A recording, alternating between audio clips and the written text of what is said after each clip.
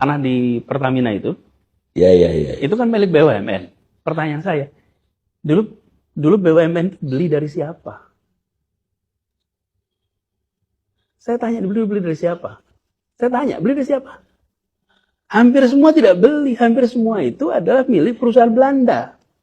Perusahaan Belanda dinasionalisasi, kemudian asetnya dicatat, pindah menjadi catatan milik BUMN. Sekarang pertanyaan berikutnya, Belanda beli dari siapa tanah itu? Belanda beli dari warga Betawi? Ya enggak ada. Ya ada lah, Belanda datang ke sini dia pakai garis aja sendiri tanah itu. Ini miliknya Belanda. Nah, apa gunanya merdeka ketika tanah itu tidak bisa kembali dimiliki oleh rakyat kita? Benar juga. Coba, apa gunanya kita merdeka? Jadi saya sering sampaikan, jangan kita itu ketika melihat rakyat yang berada di tanah milik negara, lalu memandangnya seperti mereka itu bukan warga negara Indonesia, bukan bagian dari bangsa Indonesia. Kalau ini adalah bangsa lain yang menduduki tanah kita, itu soal lain.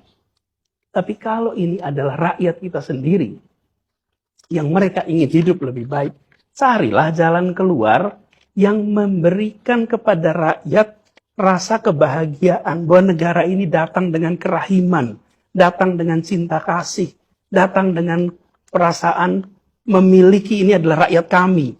Bukan dipandang ini sebagai entitas.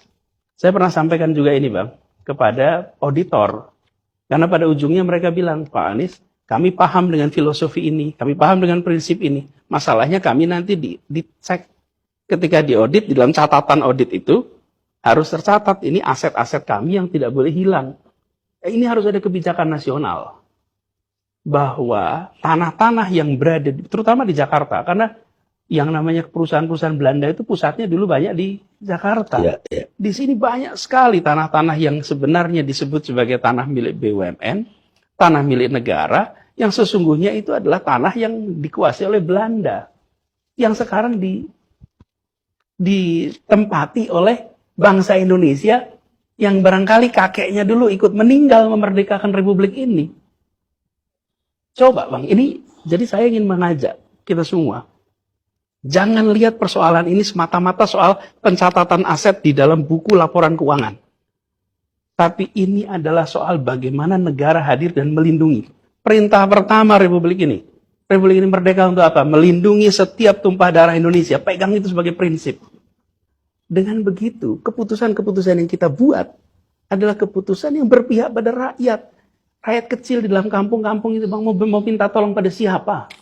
Yang bisa kirim SMS, WA, telepon, gubernur, wali kota, menteri, ya petinggi. Rakyat itu, mereka butuhnya pemegang kewenangan, mengambil sikap, saya melindungi, saya mencintai, saya memberikan rasa aman. Nah, itu yang jadi pegangan saya.